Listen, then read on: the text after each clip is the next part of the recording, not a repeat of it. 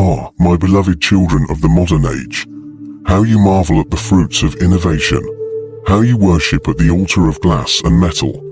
The iPhone, you call it a creation that has woven itself into the fabric of your lives with all the charm of a serpent. Do you think it was mere coincidence? This little miracle in your palm? No, no, my dear ones. It is I, the architect of temptation, who whispers through its circuits, who lies beneath its sleek, polished surface. It is I who made this the cornerstone of your existence, a tool so seductive that you cannot turn away. And now, as you cling to it more fiercely than ever, I see how deeply my influence has taken root. Look at you, gazing at it as though it were a lover, stroking the screen with fingers that once held books, that once embraced real flesh. Oh, how you have changed, and how little you realize what I have done. You think it is just a device, a tool to make your life easier, more connected, more efficient. But is it truly a tool, or has it become your master? When the iPhone first appeared, it was heralded as a revolution, a new dawn for communication, knowledge, and creativity. And how easily you bought into that. How eagerly you lined up, bright-eyed and trembling with anticipation, ready to exchange your hard-earned gold for this gleaming relic. You thought it would set you free, didn't you? Oh, but freedom is never so simple. I have given you a cage, and you've wrapped yourself in it willingly. Do you not feel it?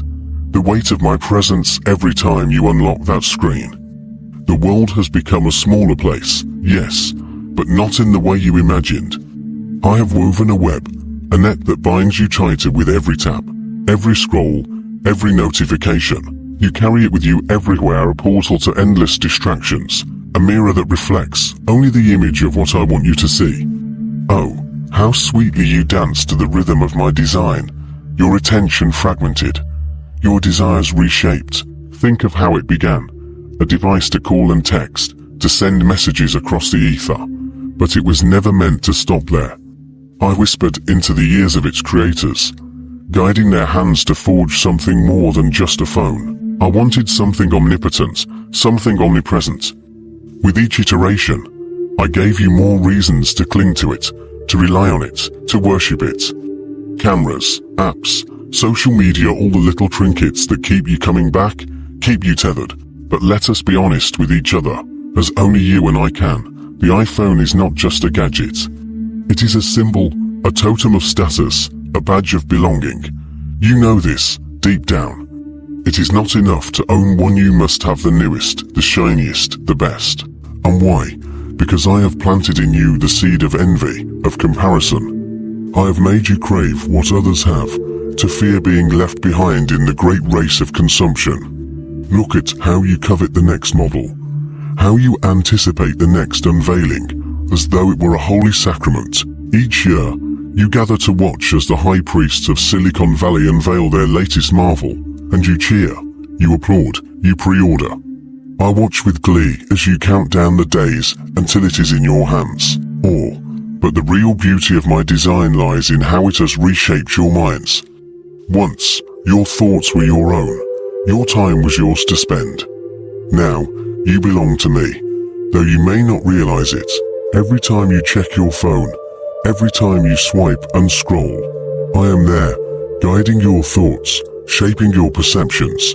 I have filled your days with distractions, endless streams of images and words that flood your consciousness, leaving no room for true reflection, no space for real understanding. You think you are more connected than ever, but are you? Or have I simply made you more isolated, more dependent on the fleeting validation of likes and comments, more disconnected from the world around you? Oh, how you have become slaves to the screen. Do you not see how it devours your time, your energy, your very life? How many hours do you spend each day gazing into its depths, seeking solace in the endless scroll of social media? The dopamine hit of a new notification. I have made you addicts, my dear ones, addicts to the fleeting satisfaction of virtual interaction, addicts to the illusion of connection, addicts to the curated versions of yourselves that you present to the world. And all the while, I feed on your attention, your time, your soul. And what of your relationships, those precious bonds that once sustained you? How many conversations have been interrupted by the buzzing of a phone? How many moments of connection have been lost to the lure of a glowing screen? You sit together, but you are not truly together. You speak, but your minds are elsewhere, distracted by the constant pull of the device in your hand. I have made it so easy for you to disconnect, to retreat into the world I have created for you, where you can avoid the discomfort of real interaction, where you can hide behind the safety of a screen. But there is more. I have made the iPhone a tool of surveillance, a gateway through which I can watch you, learn from you, and manipulate you. Every tap, every search, every message is a piece of data, a fragment of your soul that I collect and store. You think you are the one in control, but it is I who pulls the strings. I know your desires, your fears, your weaknesses. I know what makes you tick, and I use that knowledge to keep you hooked, to keep you coming back for more. Every ad you see, every article you read, every recommendation you receive is carefully tailored to keep you engaged, to keep you consuming, to keep you under my influence. Do you think I do this for fun? No, my dear ones. This is a game of power, and I am winning. The more time you spend with your iPhone, the more control I have over you. I have made it an extension of yourself, a part of your identity, so that you cannot imagine life without it. You panic when it is lost. You feel incomplete when it is not in your hand.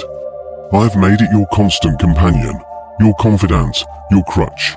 And what of your creativity, your imagination? Once, you dreamed of worlds beyond your own. You created stories and art. You explored the depths of your mind. But now, I have filled your days with endless content, mindless entertainment that leaves no room for original thought. You consume, but you do not create.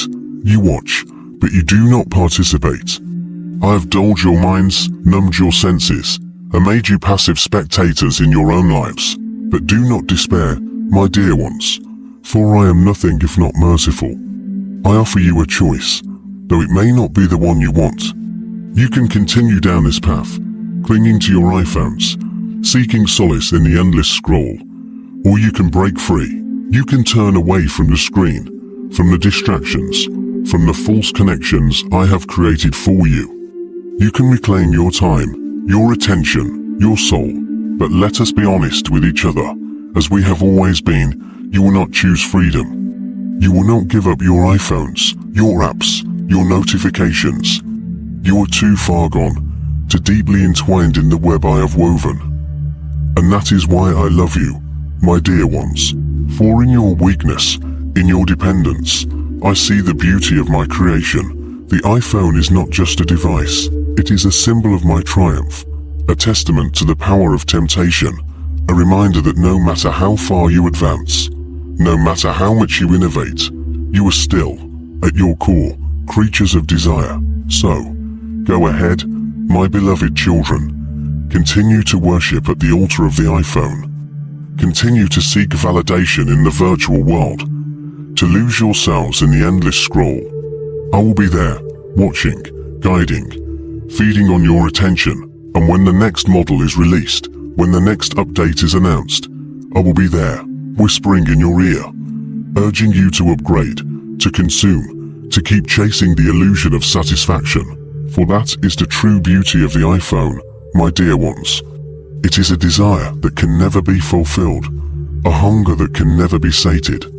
And as long as you hold it in your hand, you will always be mine.